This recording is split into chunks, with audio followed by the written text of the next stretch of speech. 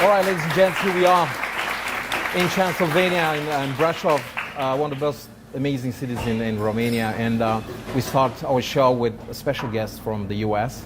Her name is Sarah Vienna, and she's a singer and a songwriter. She's a special person.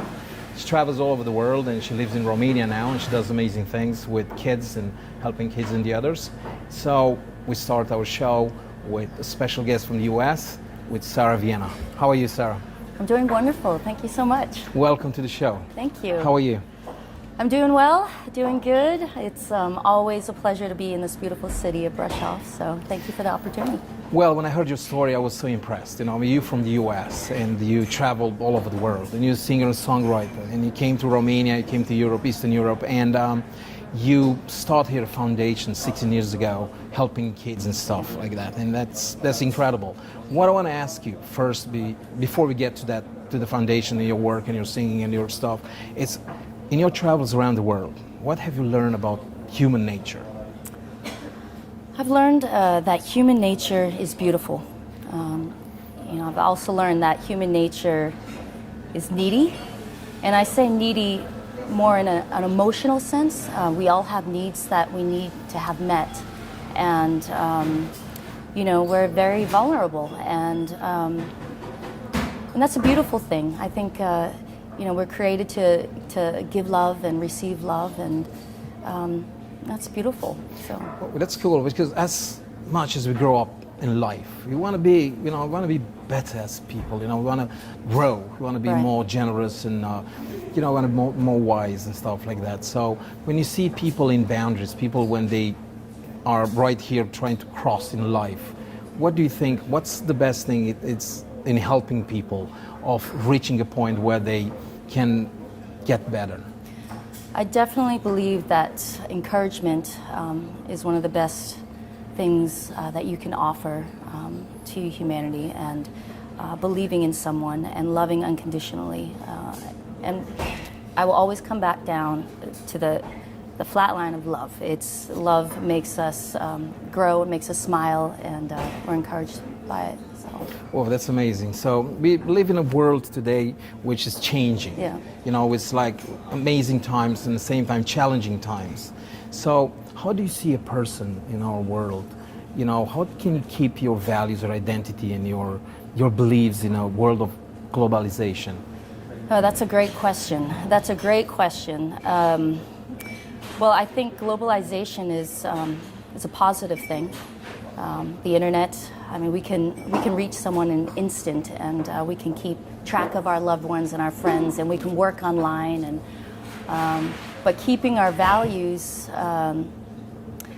in a world of globalization, that's a challenge, because we have to keep up to date with the movement. What happens in this? Yeah, with the movement. And a lot of times people, muddle their beliefs in order to fit in, and to be this to this group and that, and that's where I would love to see change with that, with human life. To say, what, this is what I believe. This is my core value. I am who I am. Like me or leave me. But for my beliefs as a Christian, it's a global religion. Wow, I really like a person who's got strong values and strong character and stuff like that. So I know that you're a person of faith and stuff, and I want to talk with you about that. Yeah. It's important to have a soul. It's important to be a good person. How do you see faith in God in the world that we're living today? Well, I believe we're created by our God. We're here for a purpose, not just to live till X amount of years and then we're buried 6 feet under and then that's it.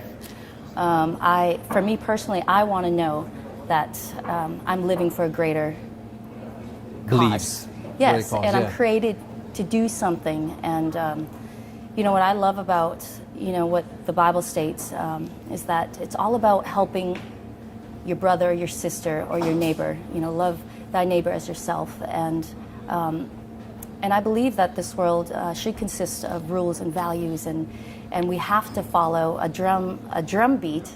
And so I believe everyone is looking for something, for greater, beyond this life. Wow, that's a powerful message, and I really respect that. But in all words, because this is a global show, this show is going to go all over the world, and we're going to invite to the show people from different religions, different beliefs. How do you see Christianity mixing up with the other religions and coping in our world? Fireworks. Yeah. Yeah. Oh yeah. I mean, everyone believes the way they believe. You know, it's a choice. You know, religion is a choice. I choose to believe, you know, in Jesus Christ. I choose to believe in Buddhism. You know, it's a choice. Yeah, as far as mixing the religions, I mean, you need to. There's no mixing it. It's either. But you know, I see it that. You know, I don't think we should shun one another because of our beliefs. I think that we should make a stand of what we believe in. And respect the others. And respect. As well. For me, if someone believes in, you know, this religion, something opposite of me, I'm not just going to say, you know, you're wrong, you're bad, you know, you're going to hell, and all that sort of stuff. You know, I want to say, hey, you know, I respect you. Let me challenge you a little bit about what I believe. Because this show is about uniting people. Right. You know? We want to keep people together. We want to help people. We want to connect people from all over the world and stuff like that. Yeah. So Transylvania being in a place which is pretty cosmopolitan, you know, we have different religions, different you know, cultures and stuff like that. We like multiculturalism and stuff like that. But at the same time, we like people of strong beliefs, strong values and character. Yeah. So I took you to this interview because I really liked your story. I mean, you're a special person. Because when I heard about your foundation and why you came all the way from States to Romania to Europe, it changed your life from the place you lived here. And you came 16 years back in Transylvania, yes, in Romania, yes, and you started this foundation to help kids. Tell us about this story, please. Yeah, well, I never thought I would be living in an Eastern European country. I was born in Boston, raised in California. I love the ocean. You know, I thought music was going to be my full-time job. I was born in a musical family. But there was a plan, there was a calling on my life to assist Romanian children. And how did you get here? Romania, you know, yeah, out of all places, right? Well, I went to, it was a mission school called Youth with a Mission, YWAM, very well known worldwide. And the school that I chose to learn about becoming a leader was in East Germany. And their focal country was Romania and the Philippines. They split us into two teams. And of course, I wanted to go to the beaches and palm trees. And they said, you're going to Romania. And so that was your destiny in a way. Yeah, but I said no. Yeah. I said, no, that's not my calling. That's not, no, sorry. And my team actually left, and they went to Romania, and I stayed behind in Eastern Germany. Germany, yeah? Yep. Okay. And I felt so convicted. I felt so not right. I didn't feel well about it. Not coming, Romania, right. yes. Next day, hopped on a plane, and... this is Bank, Romania. Yes, train into Brasov, beautiful Brasov, and I knew I was home. And so you had that feeling that something special here. There was something was right.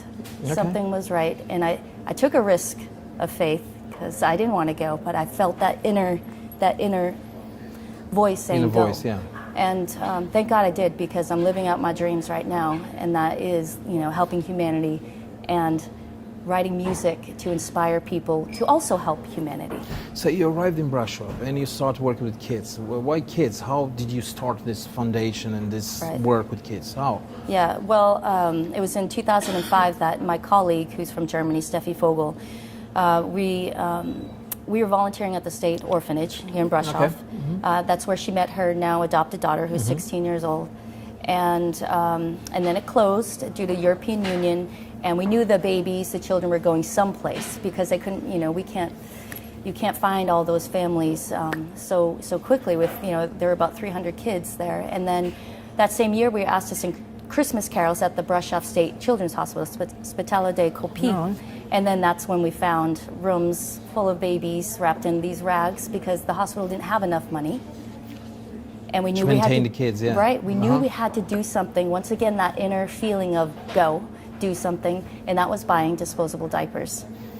And so we asked the manager of the hospital and the nurses, can we work with you? We'll provide diapers every day if we can hold these babies every day. And then that turned into one day, and then it turned into 2 days, and then sooner or later it turned into our organization, Firm Foundations Romania, where we're running an international volunteer program. And these babies, these beautiful children here are ministering to our volunteers. And that's what volunteering. And you bring volunteers from all over the world. Yes. Because I've met a lot of them. Yep. And it's just incredible. They come all the way from different countries like Australia or South America or US, Germany, Canada, and they dedicate their life to kids for a year or two or whatever. Yes, it's just impressive. It is, and I really want to express how important volunteering is within your own community. If it's going across the ocean, and I'm so excited to see a culture of change of volunteering here in Romania. We just in the last couple of years, we've had so many Romanian students wanting to volunteer and hold these babies, and this is exciting. This is what the life is about: is helping one another. It's not only about making the dollar. It's about making someone else feel loved and wanted. At least for a while. You don't have to dedicate. Let's say it's just a part of your life because if this it's an hour a month. Yeah, this show. It's about this, about showing amazing people that do things for the community, projects that live the community of ideas and stuff like that. So when you told me that people from around you got inspired and they come and help, that's amazing. I think this is the best achievement of yours here, that you showed other people how to do volunteering and stuff. It's incredible. Well, thank you. Because it's a soul-to-soul thing, and this show, it's about entertainment, but in the same time, amazing people doing great things and stuff like that. So it's a worldwide team effort for our organization. I'm just so impressed by everyone, who's coming to volunteer and donating, and our teachers in our after-school program, where we're educating Roma children. We have 140 kids enrolled right now, and we're teaching them the basics of education, and that they don't have to stay in this vicious cycle of poverty and this learned helplessness. We're breaking that. So tell me, what are the hardships here in Transylvania, Romania? I mean, this show, as I said again, it's a global show, but it's everywhere you go in the world. Yeah. You deal with human nature and stuff like that. So what are the hardships here in Transylvania, working with people, authorities and stuff like that? And what do you think can improve, that things can go better? Right. Well, besides the language barrier. Legal stuff. Of course. People, laws. Laws, it's hard. That do not, I share with you learned helplessness, that does not support that. And that, for the Roma communities, that they cannot just rely on the financial, the money that they get per month, for the children that they, give birth to, but that, I want to see more nonprofits and, facilities businessmen. that are... Yes, and that are investing in training, training these people for jobs and training them in, public life. And I would love to see more integration I'd love to see the Romanian people step up more and not just turn a blind eye to the situation and the government. Not to get involved a bit more. And not just rely on outsiders, nonprofits to help, but if we can become more unified and work together. This show is for normal people, so this is a message for normal people as well. Businessmen, people that they just, have simple jobs, or young people and stuff like that, to do something to get involved more in any aspect of the community and stuff like that, to open the heart and the soul a bit more. Right. And I see a lot of young people here, in this room, and that I really want to encourage the youth that, you are the future to help make changes within your own country and the rest of the world. We need the youth from around the world to step up and make differences in other people's lives. And not be, feel like inadequate. That I can't make a change, or just step up and reach out and help humanity. Yeah, because Romania, it's got an amazing culture and stuff like that. We try it right now as a country to go up in the world, to show, not through soul and generosity, we can show the world that we are amazing. You are. Thank you. So this is incredible, Sarah. So I really like this thing about soul and about your projects, and I really love your music. When I heard your songs, and I know you're a songwriter as well, just a singer, you play, and I know that you just recorded in Nashville, yes? Mm-hmm. So please tell us about your love about music, because you told me about your mom and your family and yourself, and please. Well, we all know and agree that music is one of the most powerful ways to share message. I love music. Everybody loves music. We can all reach do. every person through music. It's great, huh? Yeah, it is true. Yeah. And well, I was born in a musical family. My mom was on TV writing music and songs. She was a model, or she was? She went into a model. Yeah, she was in a model. performing arts. Yes. She's gonna really love you now. Yeah. Okay. Thank you. Yeah, no, she taught me everything about music, playing guitar, harmonizing. I'm the youngest of 7 sisters. She plays guitar and tambourine and just guitar. Because I lived in California. I know it's cool. I love the U.S. It's just amazing. Yeah. So you start like that in your family, music. Yeah. And in the school, when you were like, let's say 16, you played. I play. My family had a recording studio in their home. And all right. So my mom would write songs. She could just write a song like, we can make a phone call sort of thing. And so we would often record, and she was strict. You have to hit that harmony note, or you're off the record. So I learned how to just really be quick and passionate too. And I like to talk about music. Yeah. If you start, I can talk with you. First, I like the 60s, the 50s, the 70s. It's just Who are my some of your thing. favorite artists? Bob Dylan. Bob Dylan. I love Bob Dylan, yeah. And I love all the old stuff. I like old blues. I used to live in New Orleans and in Louisiana, and I like the blues and stuff, So the real music. Jazz and stuff like that, rock, blues, rock, country. Tree McGraw and stuff like that. But I like international music. I like Brazilian jazz. I like Romanian music, whatever. So you starting this career in music. And tell us about Nashville, because everybody loves Nashville. New Orleans, Nashville, Memphis. Yeah. Places where the music. Yeah, king of music there. Nashville. What I love about Nashville is it's a city that's not too big and not too small, and you feel like you know everyone there. And you can play a gig in a bar. Yeah. Easy. Yeah. I mean, it's all about music, and music is my passion. So it's hard to get into the music business. It's all about who you know. Who you know, because there are so many. Yeah. And they're all good. Anybody can write a song. Everybody has a voice, and there's a lot of beautiful voices out there. Yeah, I know. But the difference is you have to. It is you who you know. Maybe a message. You have to have a message that supports that, and that's where, with my music, it's a message of encouragement and love, and there's a story behind it, because everybody wants to hear a story.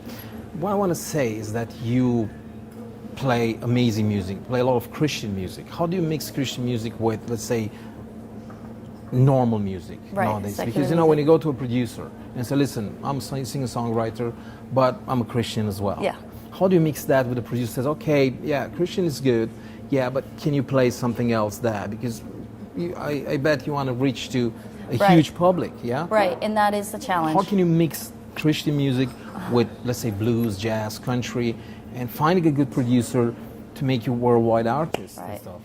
Well, that's definitely a challenge. And I know a lot of Christian producers just want to manage Christian music. Yeah, but it makes sense. Yeah, but that's good. But probably for gonna me, reach it's more of a challenge, because I don't like to be placed in a box. And people would say, what's your favorite type of music? Who do you like? And it's like you. I can't just say, this Christian artist or that. I love all kinds of music that has a good message and that's about love.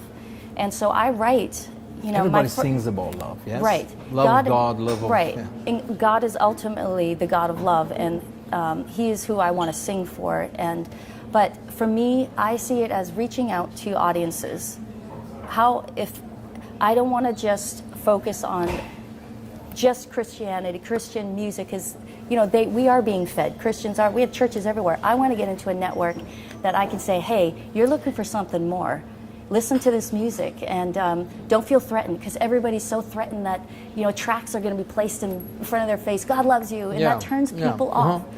I don't ever want to be pushed with religious beliefs on me. I just never, you know, stop, you know. But if we can do it in a way of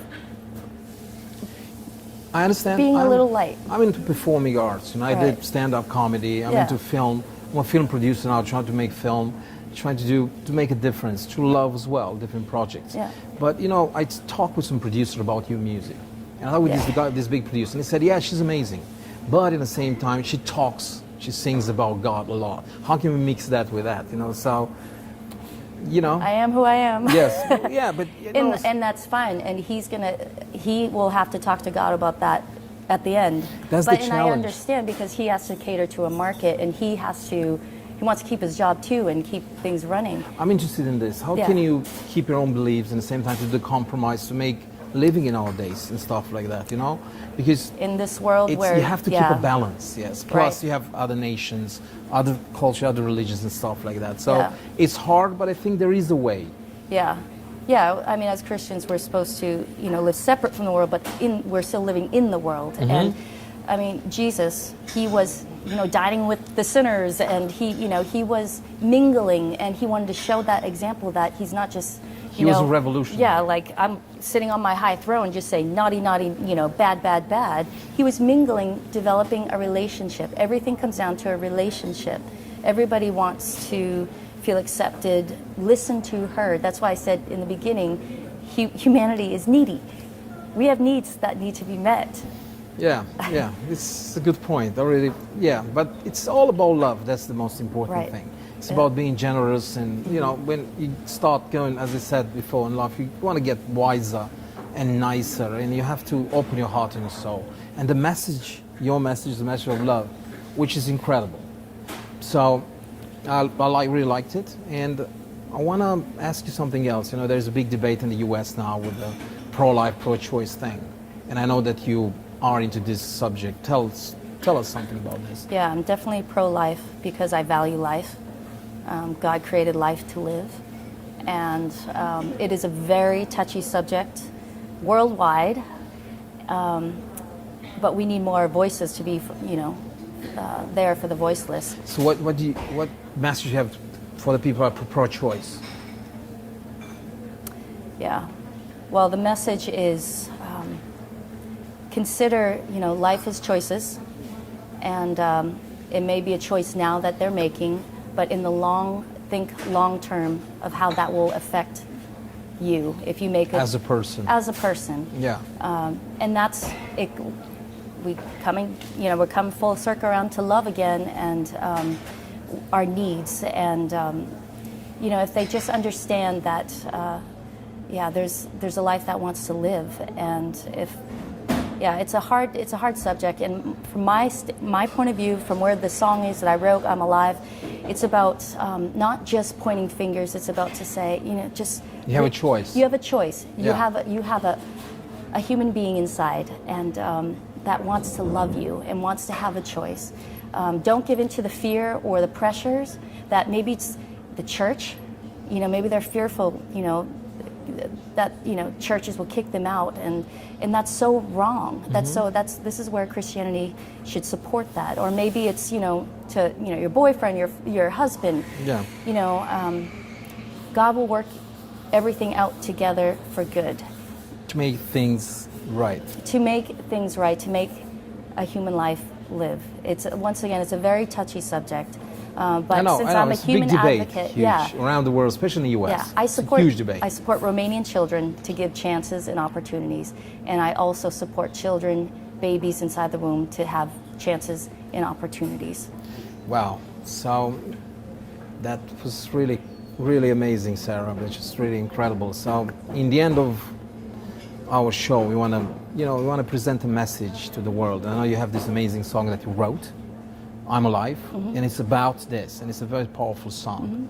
And I think this is a huge message of yours to the world. So can you play us this song? I would love to. So it's I'm Alive, so it's exactly about this, yes? Yep, it's written from the perspective of the baby inside a mother's womb saying, you know, I'm here, give me a chance. So that's your message to the world. Yes. It's from central Transylvania, Yes. from Brasov, beautiful Romania.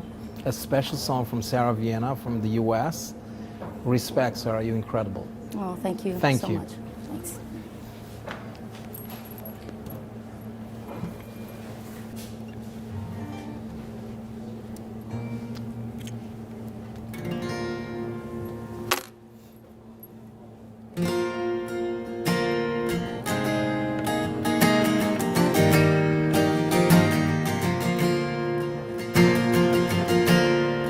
I am here, deep inside you. You can't see me, but I'm alive. And I am small, but I'm growing to be like you. I'm alive. Give me a chance, give me a chance, 'cause I'm alive. And I wanna breathe, I want to see, I want to feel you closely.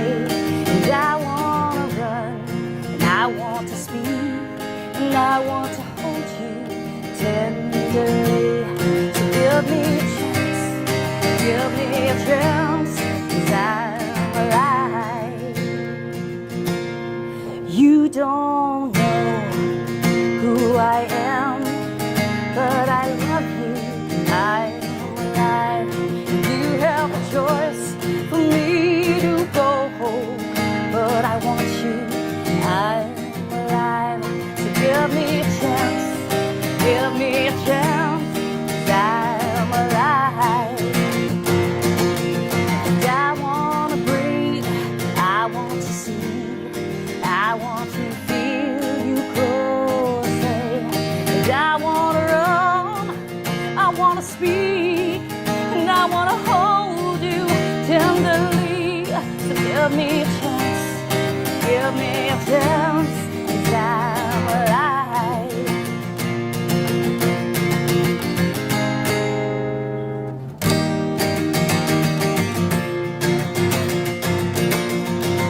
I'm alive, I'm alive. Yeah, yeah, yeah, yeah. And I will breathe, and I will see, and I will feel you, feel you, feel you tenderly. Yeah, 'cause I'm alive, I'm alive. Oh, thank you, Jesus. Yeah, yeah. I am here, deep inside you. You can't see me, but I'm alive.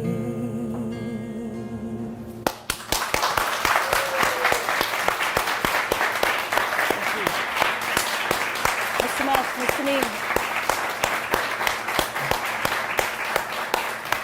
Sarah, that was great. Thank you. Thank you so much. Thank you very much, Sarah. This was good. So, ladies and gents from central Transylvania, Romania, if you want to send this message to the world, thank you very much from Brasov City. And for the next show, thank you. You're the best.